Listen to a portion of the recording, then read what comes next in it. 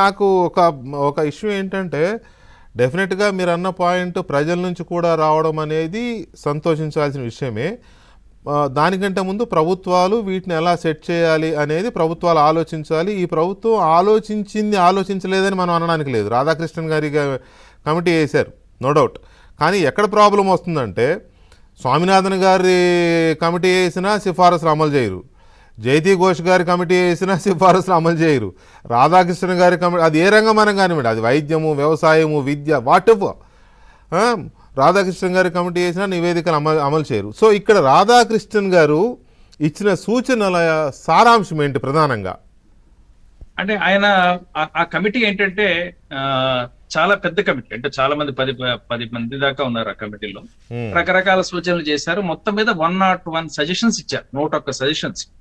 ఈ సజెషన్స్ అన్ని కూడా రకరకాల విషయాల మీద ఉన్నది. నేషనల్ టెస్టింగ్ ఏజెన్సీని ఏ విధంగా స్ట్రెంగ్తెన్ చేయాలని ఒకటి, అంటే దాని మీద చాలా రికమెండేషన్స్ ఉన్నాయి. ఈ ఎగ్జామ్ సెక్యూరిటీని ఏ విధంగా పెంచాలనే దాని మీద ఒకటి. తర్వాత ఆన్లైన్ అనేది ఎగ్జామ్ కండక్ట్ చేయాలి, అది దానికి అదొక్కటే మార్గం అనే ఒక విషయం కూడా చెప్తూ ఏ విధంగా ఆన్లైన్ లోకి మనం కన్వర్ట్ చేయాలనే దాని మీద కూడా వాళ్ళు కొన్ని సూచనలు చేశారు. ఇలాగా సుమారుగా ఒక 7-8 భాగాలుగా మనం వాటిని మనం దాన్ని క్లాసిఫై చేయొచ్చు.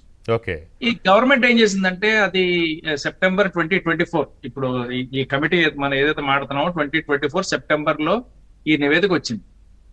రాగానే గవర్నమెంట్ ఏం చేస్తుందంటే మేము ఈ నివేదికను ఆమోదించేస్తున్నామని చెప్పి ఒక ఫైల్లో రాసేసి దానికి పార్లమెంట్ లో కూడా చెప్పారు, ఇది మేము నివేదికను ఆమోదించాము. కానీ ఆమోదించడం, అమలు చేయడం టూ సెపరేట్ థింగ్స్. చాలా తేడా ఉంది రెండింటికి, చాలా తేడా. ఆమోదం చేసేసారు, దాని మీద మనం డిక్లరేషన్ కూడా ఇచ్చాం, ప్రెస్ ఇన్ఫర్మేషన్ బ్యూరో నుంచి కూడా వచ్చింది, అన్ని అయిపోయింది. తర్వాత యాక్షన్ లేదు, సరైన యాక్షన్ లేదు.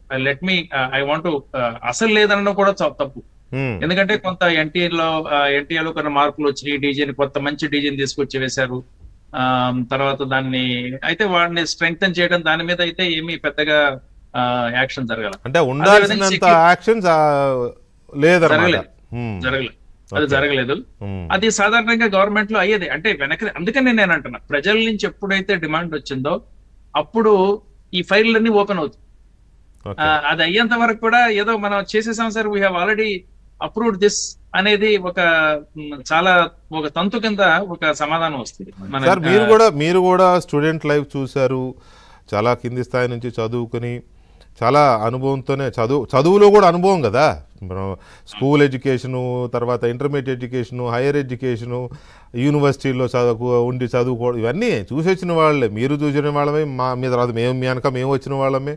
మనకి ఇప్పుడు జంజీలుగా చెప్పబడుతున్నాయి ఇప్పుడు కాక్రోచ్ పార్టీ కార్యకర్తలు కానీ హూ ఎవర్. అయితే ఈ మూమెంట్ ఇంతగా వచ్చేంత వరకు ప్రభుత్వం ఎందుకు దీన్ని సెట్ చేయలేకపోయింది? ఎందుకంటే లాస్ట్ లీకేజ్ ఎక్స్పీరియన్స్ ఉంది. గత ప్రభుత్వము, గత పార్టీలు తీసేద్దాం మనం, ఇదే నీట్కి సంబంధించి లీకేజ్ ఎక్స్పీరియన్స్ ఉంది. బట్ ఎందుకు దాన్ని అరికట్టలేకపోయారు?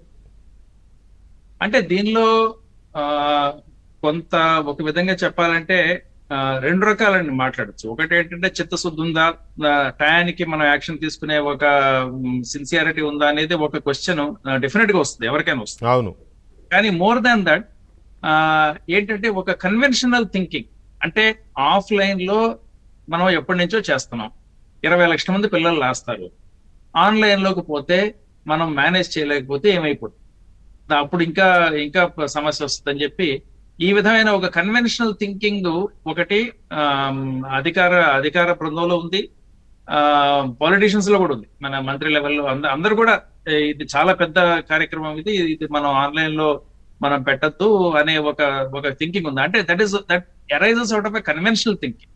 మనకి ఆ టెక్నాలజీ ఉంది, మనకి కేపబిలిటీ ఉంది అనే సంగతి మనం చెప్పినా కూడా అది వినిపించుకోలేని పరిస్థితి అనమాట. నేను నేషనల్ టెస్టింగ్ ఏజెన్సీ స్టార్ట్ చేసినప్పుడు ప్రకాష్ జావడేకర్ మా మంత్రి గారు చాలా ఎక్సలెంట్ పర్సన్, అంటే అటువంటి మనుషులు చూడటం తక్కువ. నేను నేషనల్ టెస్టింగ్ ఏజెన్సీ పెట్టి, సార్ ఈ సంవత్సరం నుంచి మేము JE exam national testing agency అప్పచెప్తాం. ఆయన ఏమన్నారు, నేషనల్ టెస్టింగ్ ఏజెన్సీలో ఎంతమంది ఉన్నారు సుబ్రహ్మణ్యం అంటే, నేను చెప్పాను మాకు మొత్తం 8 మెంబర్స్ ఎక్స్పర్ట్స్ ఉన్నారు. అంటే 8 మెంబర్స్ తో నువ్వు జేఈ ఎట్ట చేస్తావు?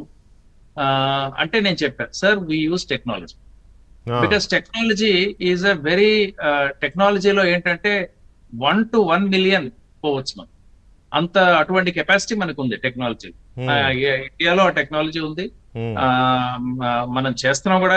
తర్వాత then he said that okay I trust you, so you go ahead అన్నారు. So first year national testing agency పెట్టిన మొదటి సంవత్సరంలోనే జేఈ ఎగ్జామ్, తర్వాత జేఈ అడ్వాన్స్ తర్వాత వచ్చింది. అవును, అడ్వాన్స్ తర్వాత వచ్చింది. జేఈ మెయిన్ ఎగ్జామ్ విచ్ దానిలో సుమారు 11 లక్షల మంది పిల్లలు తీసుకుంటారు. We conducted the exam and it was very successful, there was no problem. ఇందులో ఒక్కటే అండి, దీనిలో మెయిన్ థింగ్ ఏంటంటే మనకి per session seats are limited. That is correct. Per session మనకున్న కెపాసిటీ